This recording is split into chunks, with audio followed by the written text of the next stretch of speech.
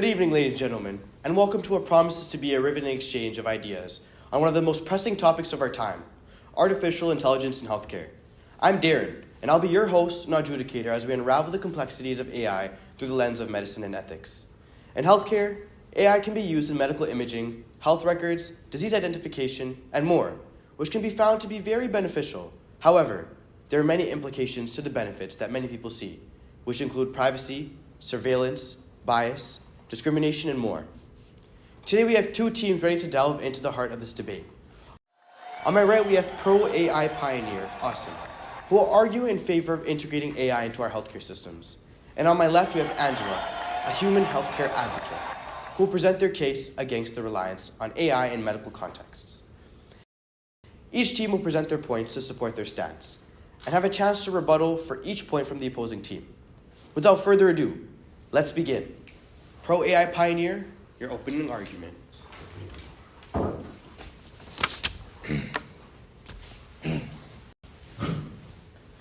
Mr. Speaker, for too long we have relied on a broken healthcare system that fails to meet the demands of Canadians. AI represents hope for millions of patients worldwide. My first point is that for the use of AI is that it is remarkable in its speed and its accuracy in analyzing large amounts of patient data. AI can detect the smallest patterns that can escape the human eye.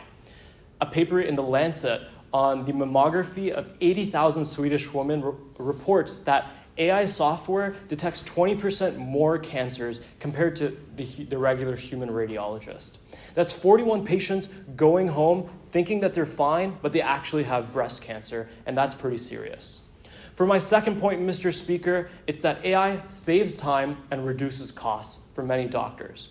The average wait time to book an appointment in Ontario is 27 weeks, not to mention the 53% burnout rate for many physicians within Ontario.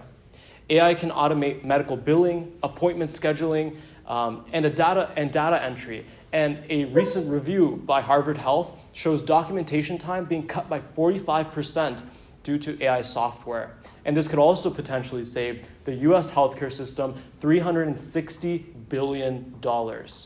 This allows doctors to concentrate on what really matters, which is patient care.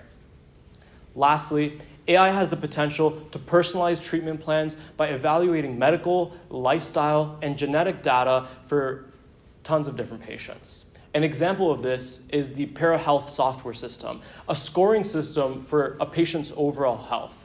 It takes data from your emergency medical record, vitals, lab results, and assigns an overall score. And this helps monitor a patient's condition to provide real-time alerts for physicians. Yale New Haven Healthcare Clinic has cut their mortality rate for sepsis by 29% using a software like ParaHealth. I challenge the opposition to give me a good reason to why AI should not be implemented in this failing healthcare system we have today. Thank you. That was an amazing argument by pro-AI pioneer Asim. Now, Angela, your points. I am here to advocate for your parents, your children, friends, and for you, to critically examine the risk associated with AI in healthcare. First, we need to address privacy and security issues for AI in healthcare. Between 2015 and 2016, there was a 300% increase in healthcare cyber attacks. Attacks risk patient safety, privacy, as medical information can be stolen for medical fraud, as health data is of high interest on the dark web for financial gain. Medical information can be tampered with, which leads to faulty treatments that might result in fatal or irreversible loss to patients. For my second point, empathy is the cornerstone of personable, patient-centered care, and AI can't replicate this. Patient-centered care is the gold standard for doctor-patient relationships, as trust in one's doctor facilitates patient involvement in decision-making and allows doctors to better understand a patient's disease. And lastly, AI algorithms are only as accurate as the data as they're trained on. Gender, age, and ethnic groups impact how AI learns and predicts results. Skin lesion classification, which is the area of skin that results in different shape, size, and texture, is often trained on white patients. So when tested on Black patients who have the highest mortality for skin cancer, the results are half the diagnostic accuracy. And while AI in healthcare undeniably shows promising diagnostic results and treatment plans and streamlines medical processes, there is a trade-off. And that trade-off is your privacy, your safety, and potentially even your lives. Thank you.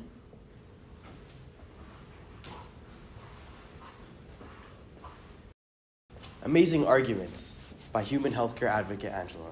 But now we are going to start with our rebuttals. And we have Asim up first. Firstly, Mr. Speaker, while cybersecurity is a valid concern, it's no different than using Instagram. AI can actually enhance security measures by detecting and responding to threats. And new emerging blockchain AI technology ensures that medical records are tamper-proof and can analyze network traffic patterns to identify real lifetime threats.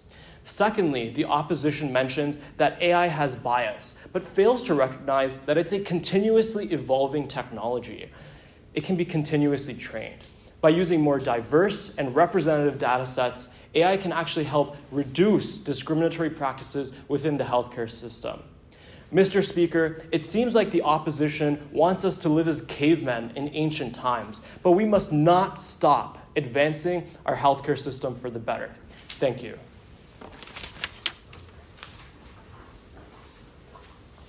An amazing rebuttal by Asim. But now we have Angela on her rebuttal. While AI demonstrates promising benefits, it's not perfect. And I'll quote, "AI systems may make false or inaccurate predictions. Let that sink in." Would you want your loved ones or even yourself to be on that unfortunate end of an AI mistake? I wouldn't. And I'm sure the 66% out of the 30,000 patients in a University of Michigan study didn't have a say either when AI performance missed early signs of sepsis. And while the opposition made valid points about Canada's extensive wait times, let's think about who it is that AI is replacing. It's taking away jobs from frontline workers who help provide positive experiences for patients in the busy healthcare environment. We would be undermining the livelihoods of those in the positions to help the healthcare industry run. And sadly, Canada may see AI cut 7.5 million health worker jobs in the next decade, and that's 7.5 million livelihoods. While acknowledging the promising advantages of AI in healthcare, it's crucial to recognize AI's imperfections that hold the lives of our loved ones. Thank you.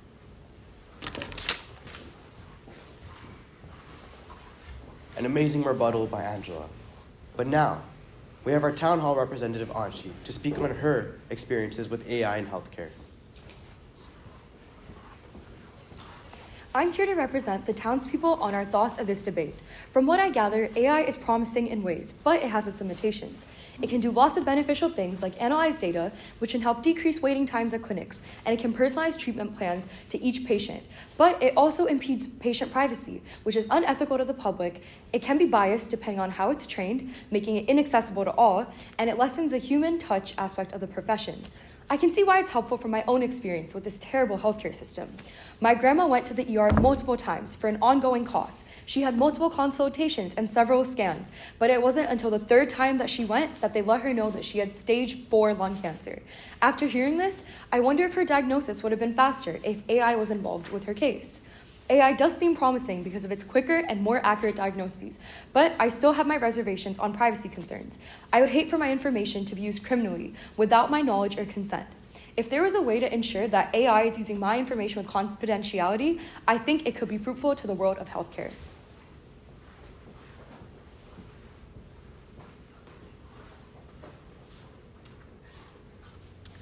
Thank you, teams, for your compelling arguments and rebuttals. As this brings our debate to a conclusion, I want to thank you for joining us. Now, don't forget to like, share, and subscribe for more thought-provoking content. And be sure to comment below and how you feel about the use of AI in healthcare. I'm Darren, signing off. Stay curious, stay informed, and keep debating.